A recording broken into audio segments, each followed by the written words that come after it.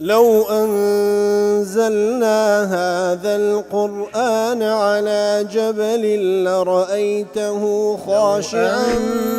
أنزلنا هذا القرآن على جبل لرأيته خاشعا أنزلنا هذا القرآن على جبل لرأيته خاشعا متصدعا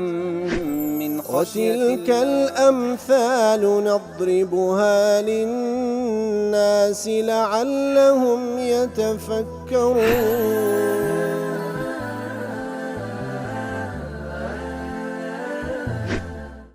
الحمد لله والصلاة والسلام على رسول الله وعلى آله وصحبه ومن والاه. السلام عليكم ورحمة الله. برزان خوشحال ملواني 1076 لواني كان تفسير القرآن بيروز بيم وخزمتان بس رزامن دي رب العالمين وهي ودار مئوي آزي السودي لور بقرن. أعوذ بالله من الشيطان الرجيم. لقد تاب الله على النبي والمهاجرين والأنصار الذين اتبعوه في ساعة العسرة من بعد ما كاد يزيغ قلوب فريق منهم ثم تاب عليهم إنه بهم رؤوف رحيم. بەڵێ خۆشەویستان کلوانی ڕابژ لە خزمەت دوات پیرۆزەدا بووین کەوە لە تەفسیری قاسمی بە کورتی دەفەرمی خوای گەورە سوبحانەهو وتعالا باس لە کەسانێک دەکاتن کەوە بەگەر پێغەمبەر نەکەوتن صلی الله علیه وسلم لە بۆ جەیشی عوسرە و لە بۆ غەزوەی تەبووک بەڵام لەبەر ئەوەی نەبوو کەوە منافق بوون نا بەڵکو بەس حەزیان لە ئیسراحەت بوو پاشان زۆر پەشیمان بوونەوە و تەوبەیان کرد و الله تعالاش لێیان قبول دەکا و تاوەکو دڵنەواییان بکە خوای گەورە سوبحانەهو وتعالا ئەوانەی بەگەر پێغەمبەر صلی الله علیه وسلم بەگەر مهاجرين وأنصار ذاك وأخوي التوبة لا بيغمبر صلى الله عليه وسلم لا مهاجرين وأنصار قبول كديو لوانش قبول ذاك كواتا لبوي كواد النوايام كتوبة كاري صفتي بيغمبر عليه الصلاة والسلام صفتي مهاجرين وأنصار وكو شرفك وكو مدحك لبو صفة توبة كواد ذات بال بيغمبر صلى الله عليه وسلم لتفسير سعد ضليل يخبر تعالى أنه من لطفه وإحسانه كواتا یەکێک لە ئاماژەکان بە لطف و ئیحسان و چاکەی الله تعالی ئەوەیە کەوا تاب على النبي محمد صلى الله عليه وسلم کەوا تەوبەی لە پێغەمبەر صلى الله عليه وسلم قبول کردیە و وهروە لە مهاجرین و ئەنصاری قبول کردیە فغفر لهم الزلات ئەوەی زەلەیە طبعا لە دوای مهاجرین و ئەنصار دەڵێتن ئەوەی زەلەیە پێ هەڵخریسکانە خوای گەورە لێیان خۆش بە لە هالخريس كان ووفر لهم الحسنات لمقابل أو حسنات ساكاني كرديتيان خواي قورة بزول يعني قبول كرديا ورقاهم إلى أعلى الدرجات برزيان دكاتو لبو درزاتي هذا برز وذلك بسبب قيامهم بالأعمال الصعبة الشاقات أوش كاتبو توبة كوا برزيان كرديتوا بسبب سيا بسبب أو كوا كارو كردوا زحمة قرصكانيان أنزام دا وكو أنزام داني غزوي تبوك لو دفرمي الذين اتبعوه في ساعة العسرة بتايبتي كلوصف مهاجرين وأنصار دفرميتن أواني كوا كارو كردوا قرصيان كردي لوانا كوا بقر بيغمبر كورن صلى الله عليه وسلم لكاتي زحمتي وناخوشيدا أي خرجوا معه لقتال الأعداء في وقعة تبوك ساعة العسرة كاتي زحمتي كاتكوا أو كاتيك أوان بقر بيغمبر كودن صلى الله عليه وسلم لبو قتال كردن لقد دجمناني أو إسلامة لغزوي تبوك كاتك في حر شديد كاتكوا أوان لكاتك دابو لقرماتي زور وضيق من الزاد والركوب وهروها لكاتك بو لقل قرما وهروها زاد و زەخیرەی ئەو جەیشە زۆر کەم بوو و هەروەها سواریان کەم بوو و کەثرەت العەدوو بەرامبەر بە دوژمنێکیش کەوا ژمارە و زاد و زەخیرە یەکجار زۆرە مما يدعو إلى التخلف ئیتر ئەو زەحمەتیە لەو گەرمایە و لەو مەشەقەتە و لەو کەمی زاد و تفاقە لە بەرامبەر دوژمنێکی هەندە زۆر هەندێکەوە ئینسان بەڕاستی بە پاش کەوی بەڵام ئەوان لەو حاڵەتەش اتبعوه في ساعة العسرة لو زحمة يشهر بقر پیغمبر كوتن صلى الله عليه وسلم فاستعانوا الله تعالى وقاموا بذلك داوای یارمەتیان لە الله تعالى كردو وهروها ئیتر بقر پیغمبر كوتن صلى الله عليه وسلم. ابن عطية دڵێ كاتك الله تعالى لقد تاب الله على النبي والمهاجرين التوبة من الله توبة لان الله تعالى لبو بندكي رجوعه بعبده من حالة إلى أرفع منها توبة لان الله تعالى لبو هر بندك لبندكان أويك أو بندي بجيريتو لحالتك برو حالتك برستر فقد تكون في الأكثر رجوعا من حالة طاعة إلى أكمل منها الليرة دا زيادة ما بستككوا لحالتك الطاعة بنداتي لبخوا خير التوفيق لك لبو بنداتي برستر وهذه توبته في هذه الآية على النبي صلى الله عليه وسلم التوبة الله تعالى لبو پیغمبر صلى الله عليه وسلم ليردا أو هالك ددرتوا كوا لطاعة كانوا لا لناو مدارجي طاعة لمدرزكو لبلو بايك برزي دكاتو برو بلو باي برستر لأنه رجع به من حالة قبل تحصيل الغزوة وأجرها وتحمل مشاقها إلى حالة بعد ذلك أكمل منها كواتب بالنسبة پیغمبر صلى الله عليه وسلم لپیشی غزوه تبوک پاشان انجامدانی غزوه تبوک او مشقتانی که تیدا بو گرانوی پیغمبر صلی الله علیه وسلم بأزل پاداشت و بحالتی چی عبودیت لبو خواهی گوره برستر لحالتی پیشتری کوا لپیشی غزوه تبوک بو کواتا توبی الله تعالی لبو پیغمبر صلی الله علیه وسلم لو حالتی برزبونویتی لپلو پایا لپلیک بلو پای برستر وأما توبة على المهاجرين والأنصار هذه توبة الله تعالى بالأنبر بالمهاجرين والأنصار كوا فحالها معرضة لأن تكون من تقصير إلى طاعة وجد في الغزو ونصرة الدين كواتب مهاجرين والأنصار طبعا هل بيغمبر صلى الله عليه وسلم معصوم بلا مهاجرين والأنصار وكو بشر بلا توبة الله تعالى بالمهاجرين والأنصار لويدا احتمال بمعنى كلوانه تقصيرية كان هبي لطاعتك أو زا خواهي قورة برزي كرنا بوكوا زياتر جديبا لطاعة خواهي قورة بأنزام داني أو غزوه بسر خستنيا لبو دين إخوة. وأما توبته على الفريق الذي كاد أن يزيغ بلام كإشارة بتاقميش كجدك كخريق بو دليان ميلي لبيدا بيتن توبي لبو أوانش أويا فرجوع من حالة محطوطة إلى حال غفران ورضا أو كوا خواهي قول سبحانه وتعالى كسان كوا خريق بو ضليان ميل اللي بيدا بيتن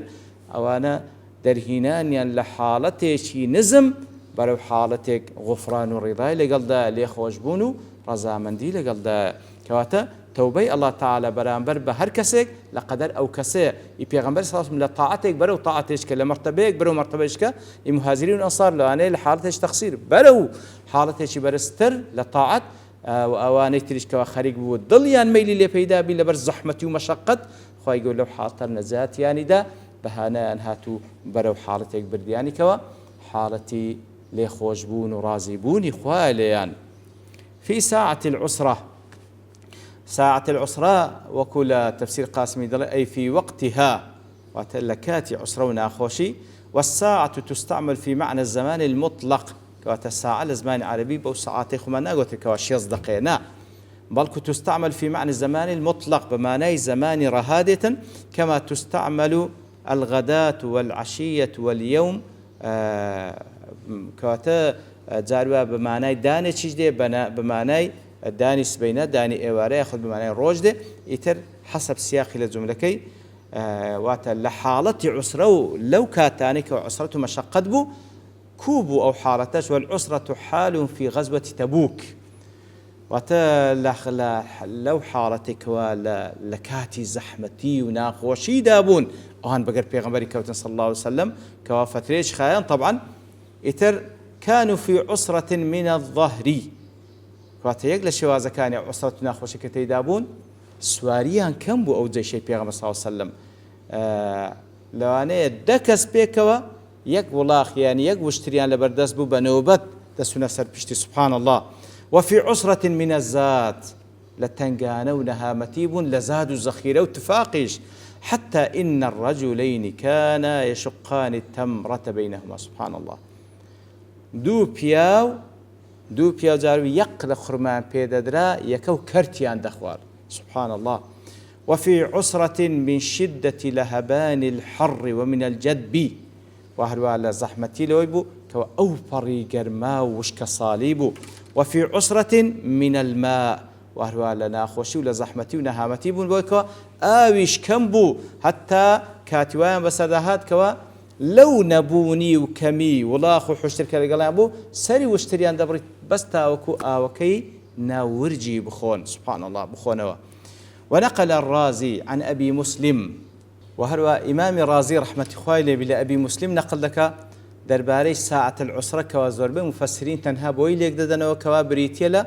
أو ناخوش يعني كوا لغزوي تبوك أبو بلام أبي مسلم دلي ساعة العسرة همو أو حالة زحمة يعني كوا بسر پیغمبر ذات صلى الله عليه وسلم بسر إيمان داراناتيا مهاجرون أنصار لقري دابن نكل لغزوة تبوك والكوكو خندق وأحزاب همو حالة كاني ديكا كوا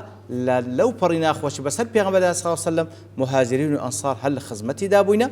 وقد ذكر تعالى بعضها في كتابه كقوله سبحانه لو أنا مثلا خواهي يقول آماجة بهذا لسورة الأحزاب لوصف غزوي أحزاب لخندق كاتك كذا فرمي وإذ زاغت الأبصار وبلغت القلوب الحناجر وتأندنا خوش وزحمة بول حالتك داد جان مسلمانان كوهندا مشقد لدري ولا لناوي مدينة ولا دري مدينة خطريات روي تكردبون وايلي هات بكوات دلكان جيشتبنا قرق يعني او ده حاضش ناخوش بو يتل لو حارتش هل قال پیغمبر ده ابو صلى الله عليه وسلم وهو على سوره ال عمران ولقد صدقكم الله وعده إذ تحسونهم بإذنه حتى إذا فشلتم كواتا ليرش آما جبا أحدد كأوش يقلوا وقفة زحمتنا خوشيانبو كوا بسر پیغمبر صلى الله عليه وسلم بسر إيمان داران هات يتر المهاجرين الأنصار بعام هل خزمة پیغمبر دا صلى الله عليه وسلم أوشهر ساعة عسرة وكل خندق وأحزاب وكل أحد هل قليبونا والمقصود منه وصف المهاجرين والأنصار بأنهم اتبعوا الرسول صلى الله عليه وسلم في الأوقات الشديدة والأحوال الصعبة كواتا لير داما بستكاوية كوصف المهاجرين والأنصار ذكاتا لخزمة پیغمبر صلى الله عليه وسلم لهم حالتي ناخوشي وزحمتي دا وذلك يفيد نهاية المدح والتعظيم كواتا أو فري مدح أو فري بقوردانا المهاجرين والأنصار كأخوة يقولوا الشيء وصفي عندك يتروكوا ضلي أوزاء هذا الاحتمال وإن كان مما يسعه اللفظ الكريم وكل تفسير قاسم دل أو احتماله أجر سي لفظك لوانه التحمل بك واتا سعي عسرة همو ناخوشي وزحمتي كان كوابس البيغمبر صلى الله عليه وسلم بلام دلي إلا أنه يبعده عنه سياق الآية وسياقها القاصران على غزوة تبوك بلام دلي سياق آياتك وصورة بقشتي زياتر بعض غزوة تبوك ليه فعلا ساعة عسرة لوانه همو يبقريتوا بلام زياتر أو مقصودة غزوة تبوك كهمان ديزاين المفسرين بعضا زياتر أو صورة أو آتكاني بعض غزوة تبوك دكا ولم يتفق في غيرها عسر في الخروج واتباع عليه السلام بل وقع أحيانا في مصاف القتال وقد اتفق علماء الأثر والسير على تسميتها غزوة العسرة ومن خرج فيها جيش العسرة كواتا راستا وكانت كش زحمة بوا بلام وكوي نبوة لو أنا لسرتاي زحمة مثلا غزوة أحد وكو لسرتاي هذا هم ديزاين كوا سركوتم لو مسلمان باشان كوا أو خلل الرويدا ويتربوا الزحمة لبو مسلمانانو لبو بيغمبر صلى الله عليه وسلم وهروا حالاتي ديكاش بلام أو غزوة هل سرتاي غزوة عسرة بوا أو زي شكتي دا ونايلين دا زي عسرة وكو أواني كوا بابرين سيرة دنسنو بو ناوي نايدو من كواتا زياتر في ساعة العسرة زياتر أو كاتان بوا كوا لساعي لغزوة تبوك كوا فعلا وكباس ما كرك حملة لاني كوي كوازور هاوينش جرم بوا وشك صالي بوا بآبي بوا بزاد وزخيرة بوا بوشترو ولاخ بوا البرامبر دجمني شي زور قولا ري شي زور دور يتر وهموي بيغوتري عسرة يتر خواهي يقول وصفي مهاجرين الأنصار لو كاتاني كوا بقر بيغمبر كاتب صلى الله عليه وسلم لو كاتاني كوا فعلا كاتي زحمتنا خوشي دي بوا كوا فعلا إنسان لو يرى بديارك وديار آتك اشتتريج ما باس بالله الورته وابون كات دوستين فبشتوان رب العالمين لو أنا داهتو دينه وخزمتي وصلى الله وسلم على نبينا محمد وعلى آله وصحبه أجمعين وآخر دعوانا أن الحمد لله رب العالمين. لو أنزلنا هذا القرآن على جبل لرأيته خاشعا